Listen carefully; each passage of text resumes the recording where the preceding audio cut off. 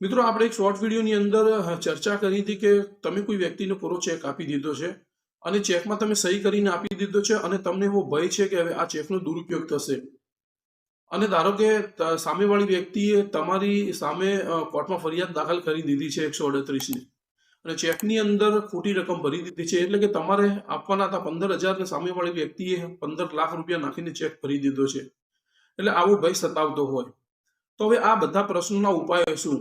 તો એ વિડીયોની અંદર ઘણા ખરા મિત્રોએ કોમેન્ટો કરી હતી. એ કોમેન્ટોને આપણે સમરાઇઝ કરીને આપણે સમજવાનો પ્રયત્ન કરીએ છીએ.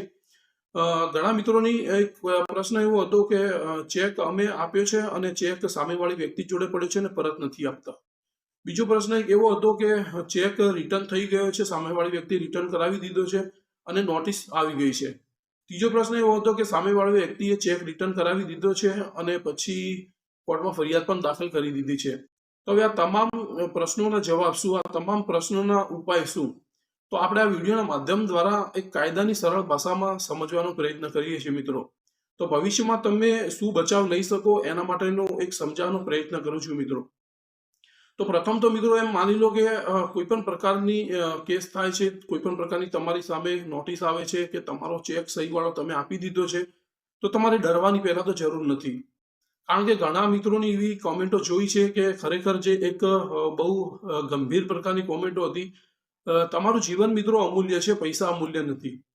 જીવન હશે તો તમે પૈસા બી ચૂકવી દેશો અને તમે કેસ પણ કદાચ જીતી શકશો, પણ જીવન જ ટૂંકાવી દેશો તો પછી તમારા માટે આ બધી વસ્તુ કઈ જ કામની નહીં રહે. એટલે સાચી સમજ મેળવવી જરૂરી છે, કાયદો સમજવો જરૂરી છે મિત્રો. એના માટે વકીલ મિત્રો પણ છે, ઘણા કાયદાના જાણકાર મિત્રો પણ છે, એમની સલાહ પણ તમે લઈ શકો છો. પણ કોઈ પણ પ્રકારનો પગલું ભરવાનું વિચાર ના કરશો.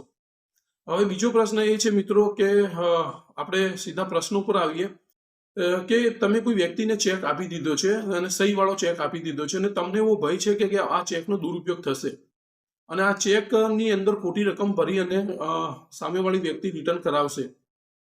તો પ્રથમ તમારે શું કરવાનું છે કે પહેલા તમારે જો તમને એવો ભય છે કે ખરેખર આ ચેકનો ખોટો દુરુપયોગ થશે તો તમારે તમારી બેંકનો સંપર્ક કરવાનો છે અને ત્યાંથી બેંકમાંથી આ ચેકનું તમે પેમેન્ટ સ્ટોપ કરાવી શકો છો.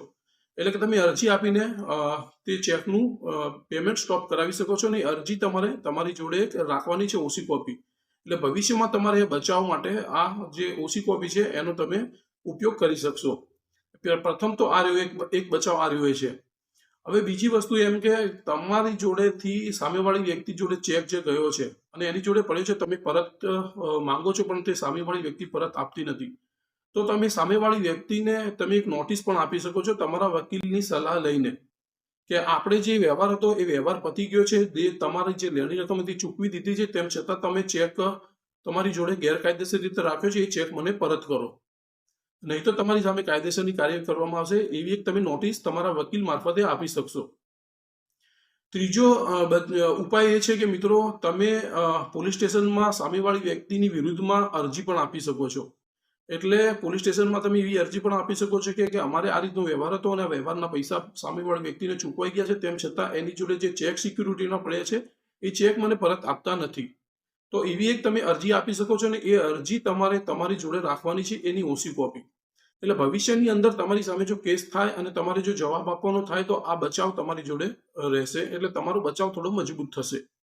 એટલે આ ચેક તમારા સામેવાળી વ્યક્તિ જોડે પડ્યા છે, જે કોરા ચેક સહીવાળા પડ્યા છે, તો એનો બચાવ તમે આ રીતે લઈ શકો છો. હવે બીજો પ્રશ્ન આપણે લઈએ કે સામેવાળી વ્યક્તિએ નોટિસ આપી દીધી છે તમને ચેક રિટર્નની, તો એના માટે હવે શું કરવું? તો પ્રથમ તો મિત્રો કોઈ પણ પ્રકારની વકીલની સલાહ લીધા વગર તમારે કોઈને કંઈ પણ લખાણ કરી આપવાનું નથી. એટલે અગર જો તમારી જોડે કોઈ પણ વ્યક્તિ આવે અને તમને એમ કે ચાલો આપણે સમાધાન કરી લઈએ, કે પછી તમે સામેથી એમને લખીને આપી દો કે 10 દિવસમાં કે 15 દિવસમાં કે મહિનામાં તમને પૈસા આપી દઈશ, તો એવો કોઈ પણ પ્રકારનો તમારા વકીલની સલાહ લીધા વગર તમે લખાણ નહીં કરી આપો, નહીં તો એ લખાણ તમારી વિરુદ્ધમાં પણ ઉપયોગ થઈ શકશે. એટલે પ્રથમ તમારા વકીલની સલાહ લો. બીજી વસ્તુ એ કે તમે એ નોટિસને લઈને તમારા વકીલ જોડે જાઓ. વકીલ મિત્રને તમે તમારી સાથે જે વ્યવહાર થયો છે, જે પણ સત્ય હકીકત છે, સત્ય હકીકત તમે એમને કહી દો. એટલે તમારા વકીલ મિત્ર છે, એ વકીલ મિત્ર તમારો જે કેસનો બચાવ છે એ બચાવ કરવામાં એમને મદદ થશે.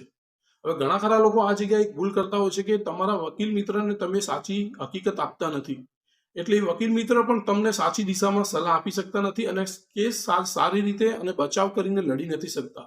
એટલે તમારા વકીલ મિત્રને તમે સાચી હકીકત જણાવી દો કે ખરેખર શું હકીકત હતી. હવે એ નોટિસ તમે તમારા વકીલ મિત્રને બતાવશો એટલે વકીલ મિત્ર તમને નોટિસનો જવાબ આપવો કે નહીં આપવો એ નક્કી કરશે. હવે ઘણી જગ્યાએ નોટિસનો જવાબ આપવો હિતાવહ પણ છે અને ઘણી જગ્યાએ હિતાવહ નથી. હવે કાયદામાં ક્યાંય નોટિસનો જવાબ આપવો પણ ફરજિયાત નથી, એટલે તમારા વકીલ મિત્ર નક્કી કરશે કે એનો જવાબ આપવો કે ના આપવો.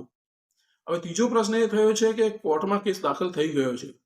તો કોર્ટમાં કેસ દાખલ થઈ ગયો છે અને મિત્રો તમારા ઉપર જો સમન્સ આવે છે કોર્ટનો, તો તમારે તમારા વકીલ સાથે પહેલા તો હાજર થવું ફરજિયાત છે. તમે હાજર નહીં થાઓ તો મિત્રો તમારી ઉપર વોરંટ આવશે અને વોરંટથી તમને પોલીસ પકડીને લઈ જશે. એટલે તમારા વકીલ સાથે તમે હાજર થઈ જાઓ. હાજર થઈ ગયા પછી ફરિયાદીનો પુરાવાનો સ્ટેજ આવશે. ફરિયાદી તેની પુરાવો રજૂ કરશે અને તે પછી તમારું સ્ટેજ આવશે. એટલે તમારા સ્ટેજ વખતે તમારે જે પુરાવા રજૂ કરવાના છે, તમારા વકીલ મિત્રને તમે જે પણ દસ્તાવેજો આપ્યા છે, જે પણ પુરાવા આપ્યા છે, એ વકીલ મિત્ર તમારા પુરાવા રજૂ કરશે અને તમારો બચાવ રજૂ કરશે. એટલે તમે અગાઉ ધારો કે સ્ટોપ પેમેન્ટ કરાવ્યું હોય, કોઈ પોલીસ સ્ટેશનમાં અરજી આપી હોય, તમને એવો ભય હતો કે આ ચેકનો મિસયુઝ થશે એવી તમે નોટિસ આપી હોય, તો એ તમામ જે બચાવ છે એ તમારા વકીલ મિત્ર કોર્ટમાં રજૂ કરશે અને તમારો પુરાવો રજૂ કરશે. એટલે તમારો કેસ થોડો મજબૂત થશે. એટલે પહેલી વસ્તુ એક સમજી લો કે જો સામેવાળી વ્યક્તિએ જે ચેક ભર્યો છે, એ ચેક ભર્યો છે એટલે એ વ્યક્તિએ એક પુરવાર કરવું પડે કે ખરેખર આના કાયદેસરનું લેણું છે. જો એ પુરવાર નહીં કરી શકે તો તમને એનો લાભ મળશે અને તમે છૂટી જશો. એટલે ફરિયાદીને પહેલા પુરવાર કરવા દો કે એ જે લેણી રકમ જે લખી છે ચેકમાં એ કાયદેસરની છે કે કેમ. જો એ પુરવાર નહીં કરી શકે તો એનો શંકાનો લાભ તમને મળશે. એટલે આ રીતના જે બચાવ છે એ બચાવ તમે ઊભા કરી શકશો.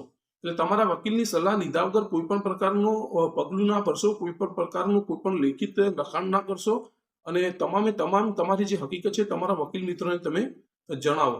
એ જણાવ્યા પછી તમારા વકીલ મિત્ર આગળના સ્ટેપ નક્કી કરશે. તો આ બચાવ જે છે મિત્રો એ ઘણા મહત્વના છે. આશા રાખું છું કે આ વિડીયો તમને સારો લાગ્યો હશે અને આવા જ કાયદાના વિડીયો જોવા માટે મિત્રો ચેનલને સબસ્ક્રાઇબ કરી લેજો. ફેસબુકને પણ ફોલો કરજો અને ઇન્સ્ટાગ્રામને પણ ફોલો કરી લેજો. ફરીથી મિત્રો તમામ મિત્રોનો ધન્યવાદ, તમામ મિત્રોનો આભાર માનું છું કે ઇન્સ્ટાગ્રામ પર, યુટ્યુબ પર બહુ સારો પ્રતિસાદ આપ્યો છે. ગયા વિડીયોમાં બહુ સારો પ્રતિસાદ મળ્યો છે અને આવી રીતે જ તમે મને સપોર્ટ કરતા રહેજો. આપણે નવા કાયદાના વિડીયો આપની સમક્ષ મૂકતો રહીશ. તમને કાયદાની સાચી સમજ મળે, સરળ ભાષામાં સમજ મળે, એ જ મારો પ્રયત્ન છે. ધન્યવાદ.